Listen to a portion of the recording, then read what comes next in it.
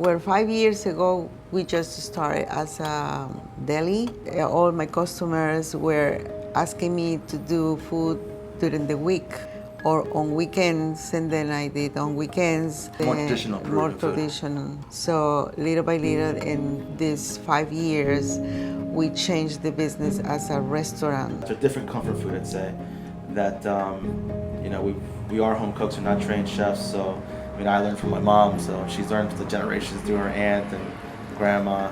And I think the food kind of just keeps evolving little by little. I think it was more of Nyack. We just kind of kept reacting to Nyack. Thinking back on everything we've changed, like people were waiting for my mom's food. Most of the people here around the area likes it, even though that it doesn't look like a restaurant. But my food, I think, makes happy everybody. I'm lucky that they like Peruvian food too. I think just right now was the right time.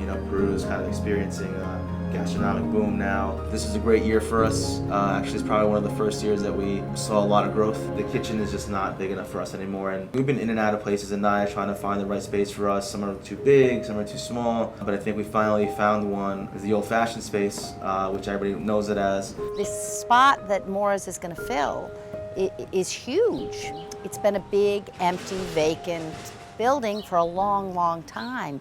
And so I think this is a total game changer for the neighborhood. It's ready for our growth. The layout itself is really good. More access to those, more preparation, that's my main thing. It's a wide open kitchen, so there's a prep kitchen downstairs, and obviously it's been vacant, so we have to up the systems and everything. The bones are there. One of the things for the bigger kitchen is not only to expand our menu, but to even just keep making our food better. It's one of the things we've always kind of kept doing. We're turning to the Kickstarter community because we really exhausted a lot of our options. We spent extra amount of money on our systems here, the plumbing, some things we haven't expected because it's been vacant for such a long time, the heating and ventilation to get everything up and running, our walk-ins to make sure everything's efficient and the right size for us. There's nowhere else to turn, basically. We got our financing, we have our own money into this, a lot of it blood, sweat, and tears. We're not only operating the current space that's growing right now, so that's difficult enough to manage, but we're also managing construction here. We've had my friends and family here like demoing everything, that's days and dumpsters worth of work. That's kind of what we need the money for, to really put like the final touches for